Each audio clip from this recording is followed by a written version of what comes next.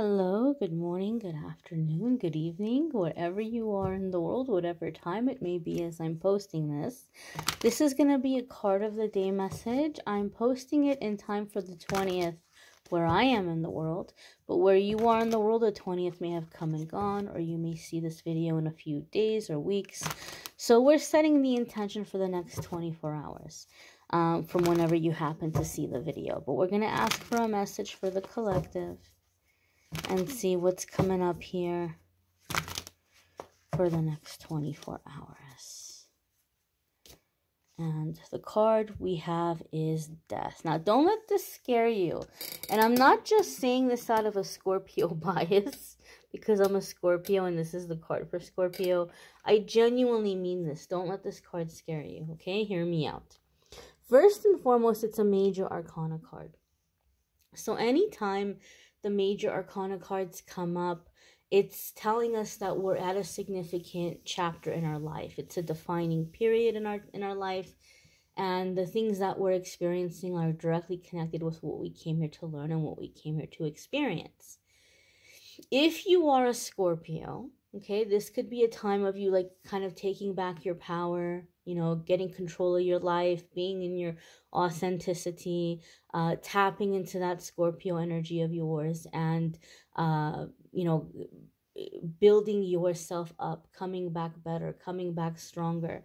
There could be a sense here of also like coming into your authenticity, your confidence, you know, like living your best life kind of energy. Some of you could be dealing with a Scorpio. That might be very significant in your life. But Scorpio aside, the Death card is about transitions. It's about change, okay?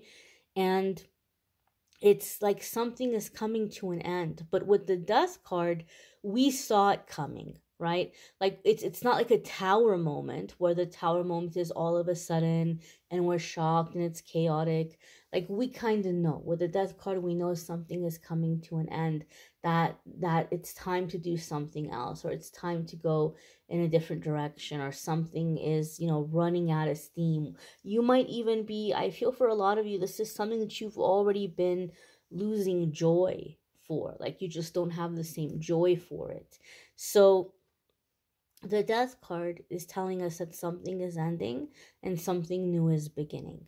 Okay, it's time to go in a new direction. It's time to go in a new chapter. Some of you may be experiencing ego death, which I see sometimes come up with the Death card.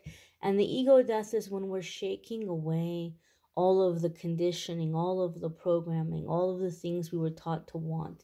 And I think the scariest part about going through ego death is when you start to have these little epiphanies and you're like, oh my gosh, this has been my goal my whole life, but now I'm realizing I don't want this thing anymore, right? Like maybe you were chasing a certain goal or a certain dream or a certain ambition, and all of a sudden you're like, it's not about that ambition anymore. And you may start to feel like you don't like the same things you used to like anymore, or you don't enjoy hanging out with your friends that you used to like hanging out with anymore. It's because you're changing. It's because you're shifting. All of these things that you did, you were doing because you were taught this is what makes you cool, or this is what makes you successful, or this is what you're supposed to have. And when we have the ego death, all of that starts to wash away. And we're like, but I don't want these things. These things aren't making me happy. And that can be scary because the next thought is, well, what if nothing is ever going to make me happy? Right? I thought this was going to make me happy. It's not making me happy. I don't want it anymore. What if I just don't want anything at all? That's not the case. You're going to be coming into a time that you're going to get to know yourself all over again. And you're going to figure out what you like and what makes you happy. And the quickest way to do that is to listen to that little voice inside of yourself that feels like doing stuff, or that is curious about things. It can start off as, well, I've always wanted to learn this language or learn about this culture, or I've always wanted to learn how to do this or how to do that, or this has always seemed kind of like an interesting hobby, or, you know, I've kind of always wanted to take this up or take that up. these are the little things that are like the little pebbles on the path that catch the moonlight and show us the way forward. So don't be scared if you're experiencing that feeling right now. I don't normally pull clarifiers when I do a card of the day. It's called card of the day, not cards of the day. But I know this is a card that scares a lot of people, and you might think, well, Amethyst, you're just being positive. Amethyst, you're just being a Pollyanna. So I'm going to go ahead and pull clarifiers here. Why is the Death card here, please? Please show us clarifier 1. Please show us clarifier 2. And by the way, guys, the love readings for September are up. I do have them linked in the description. And clarifier 3, if you're wanting to know about love and romance for September. Okay, clarifier 3. Clarifier 1, we have King of Pentacles. Clarifier 2, the Five of Pentacles. Clarifier 3, the Two of Cups. There could be a drastic change coming up for some of you in your home environment or in your career. Maybe both for some of you. There may be changes. Sometimes Five of Pentacles can come up when we're making changes during an uncertain economic time. Like it could be like we're establishing or trying to get established in self-employment or business or career change during a time that the economy is not so great. But the also message of the Five of Pentacles is, though this is going to take time, some of you have heard me refer to the Five of Pentacles as the Wizard of Oz card. You find your soul tribe along the way. You find supportive people along the way. People who have your back. People who are around you because they like you, not because of what you're able to buy them or do for them, or not because they're chasing clout, but they genuinely like you for you. So this could be leading to a relationship for some of you here with the Two of Cups. Two of Cups is, true love, soulmate connection, happily ever after. Two people that are focused on making each other happy. Both people are givers. Unfortunately, when we're givers, sometimes we attract takers.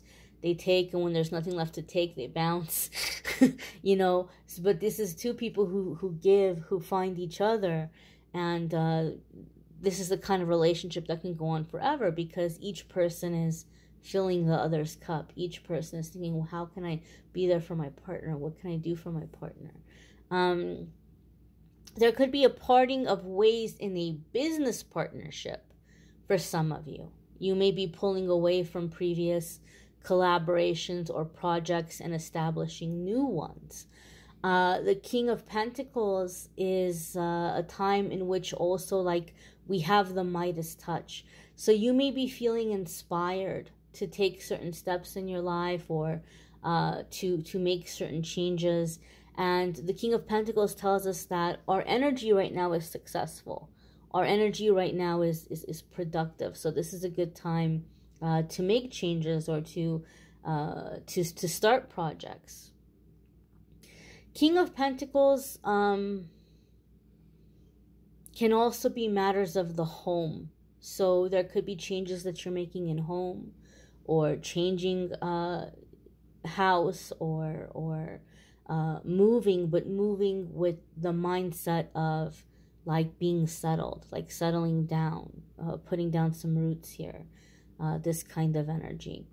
A lot of the times for me, when I first began tarot and I first began pulling cards for myself, King of Pentacles came up with a really specific energy. I saw a pattern anytime I pulled it for myself. And then when I began reading for people, I occasionally I see a pattern with this card. In my readings, King of Pentacles sometimes comes up because there might be an offer extended to you, and you think, wow, this sounds great, this sounds amazing, but I must have really wowed or dazzled them. Like if they knew who I really was, they wouldn't make this offer to me. They wouldn't offer me this job or this promotion, or they wouldn't offer me this collaboration, or They wouldn't want to be in a relationship with me if they really knew me. I just kind of wowed and dazzled them. That's the imposter syndrome talking. Because what the King of Pentacles says in my readings is like, look, this is a big deal. And it could even be for some of you very life-changing. And it wouldn't be here now. And it wouldn't be offered to you now if you weren't ready for it. I almost didn't do tarot, right? And the King of Pentacles kept coming up.